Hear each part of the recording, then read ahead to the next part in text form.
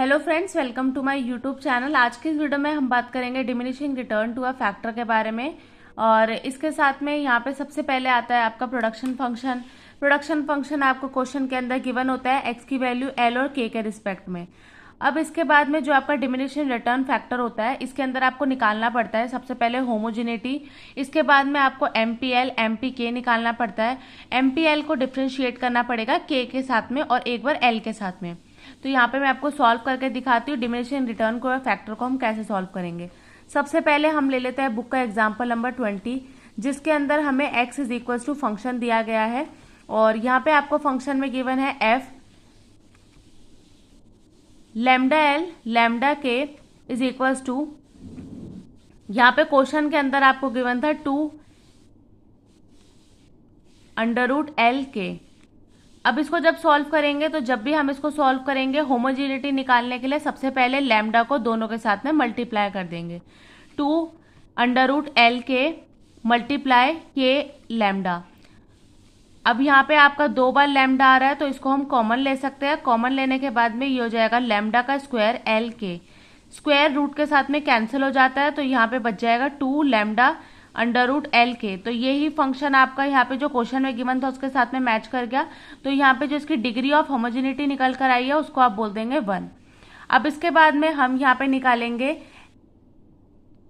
MPL. MPL निकालने के लिए delta x upon delta L करना पड़ेगा। तो जब आप इसका डेरिवेटिव करेंगे तो 2 आपका ऑलरेडी है, एक बार 2 आपका दिया गया है, दूसरी बार इसको जब करेंगे तो उसके साथ में कैंसिल हो जाएगा। तो ये निकल कर आ जाएगा के बाय एल। और जब आप एम पी के निकालेंगे तो ये आ जाएगा आपका डेल्टा एक्स अपॉन डेल्टा के। तो यहाँ फंक्शन आ जाएगा अंडर रूट एल अपॉन के। दोनों के साथ में हमने यहाँ पे निकाल दिया है। इसके बाद में हम करेंगे differentiate M P L with respect to L. अब यहाँ पे इसको एल के साथ में डिफ्रेंशिएट करेंगे तो यहाँ पे लिख देंगे delta M P L upon delta L. अब इसको दोबारा से हम इसका डेरिवेटिव निकालेंगे तो यहाँ पे आप लिख सकते हैं के बाय एल 1/2 और यहाँ पे भी आ जाएगा 1/2। जब आप इसका डेरिवेटिव करेंगे 1/2 बाहर आ जाएगा। रूट के ये आपका कांस्टेंट था, हमने एज इट इज लिख दिया, ये आपका माइनस आ जाएगा और एल की पावर आ जाएगी 3/2। यहाँ पे आप इसका डेरिवेटिव करेंगे एम पी के का विद रिस्पेक्ट टू के।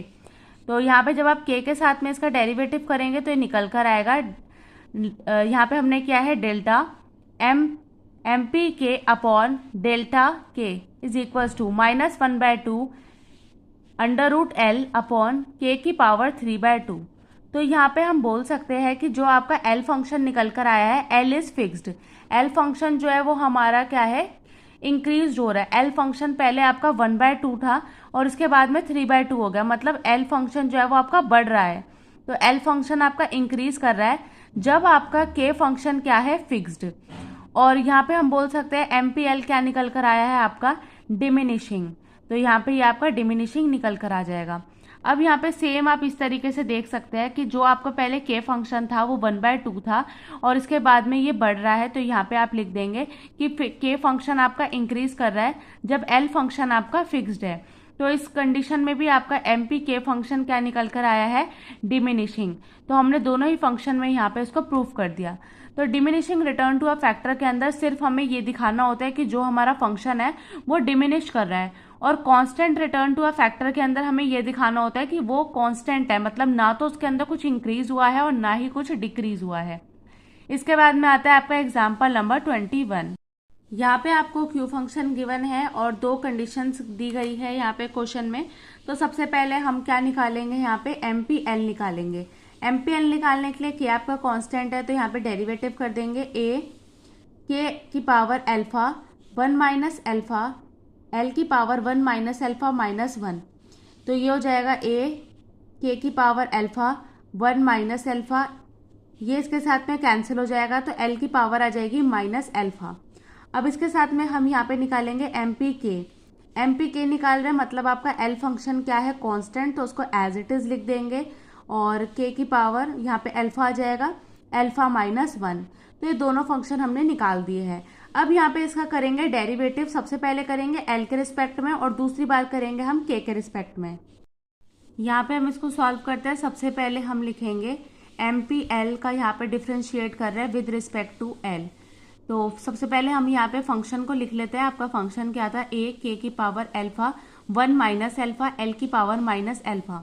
इसको हम डिफ्रेंशिएट कर रहे हैं l के रिस्पेक्ट में। a के आपका कांस्टेंट है, एज इट इज आ जाएगा, 1 माइनस अल्फा भी एज इट इज आ जाएगा। यहाँ पे इस फंक्शन को हमने लिख दिया माइनस अल्फा l की पावर माइनस अल्फा माइनस 1। तो यहाँ पे आपका इससे ज़्यादा सॉल्व नहीं हो पाएगा, तो हमने इसको फंक्शन को लिख देंगे माइनस ए अल्फा 1 माइनस अल्फा l की पावर अल्फा माइनस 1 k की पावर अल्फा। इसके बाद में हम लिखते हैं MPL। MPK सॉल्व करने के लिए k फंक्शन को हम सबसे पहले लिख लेते हैं।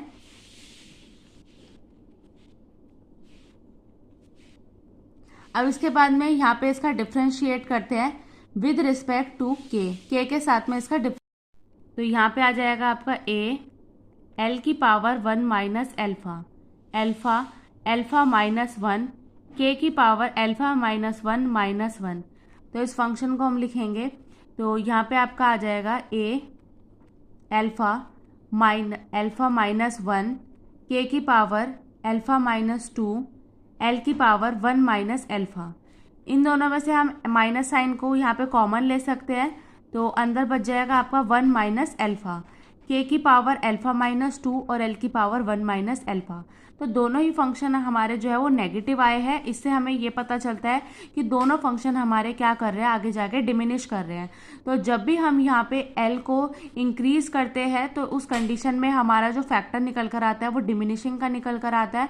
और जब हमने यहाँ पे k फंक्शन को इंक्रीज करा, मतलब k फंक्शन को हमने दोबारा से आगे बढ़ाया, तो उसकी वजह से हमारा ये जो निकल कर आया है MPK, वो भी हमारा diminishing return to a factor निकल कर आया है। इसी के साथ में आपका diminishing return to factor topic आपका कंप्लीट होता है। यहाँ पे बुक के अंदर आपको एग्जाम्पल नंबर 22 और 23 और 4 ये तीनों ही क्वेश्चन आपके यहाँ पे एग्जाम्पल होमवर्क है। सबसे पहले आता है आपका एग्जाम्पल नंबर 22, जिसके अंदर हमें यहाँ पे फंक्शन दिया गया है। सबसे पहले बोलते हैं MPK निकालना है, MPK और MPL, तो ये इजी है, आप ये निकाल देंगे। इसके बाद में पूछता है आपसे रिटर्न आपका नेचर बताना है, मतलब आपके दो टाइप के यहाँ पे नेचर होते हैं, कांस्टेंट और डिमिनिशिंग। अगर आपका नेगेटिव आ रहा है तो आप बोल देंगे diminishing return to a factor, और अगर कांस्टेंट है तो वहाँ पे आ जाएगा आपका कांस्टेंट, मतलब अगर पॉजिटिव साइन है तो आप बोल देंगे constant return to a factor. इसके बाद में आपको थर्ड पार्ट और गिवन है, ये आपको सॉल्व करना है। इसके बाद में आपका एग्जाम्पल नंबर 23 के अंदर भी आपका ये क्वेश्चन सॉल्व हो जाएगा, और 24 भी आपका यहाँ पे गिवन है, जिसके अंदर आपको इंक्रीज करना है 3% से, और इसके बाद में आपको नेचर भी बताना है स्केल का। इसके बाद में आता है आपका एक्सरसाइज 8.2, ये आपकी एक्सरसाइज होमवर्क एक्सरसाइज है, और आप यहाँ पे इसका स्क्रीनशॉट ले सकते हैं और इसको सॉल्व कर सकते हैं। यहाँ पे टोटल आपको क्वेश्चन गिवन है 19 क्वेश्चन यहाँ पे टोटल आपको गिवन है, तो आप देख सकते हैं।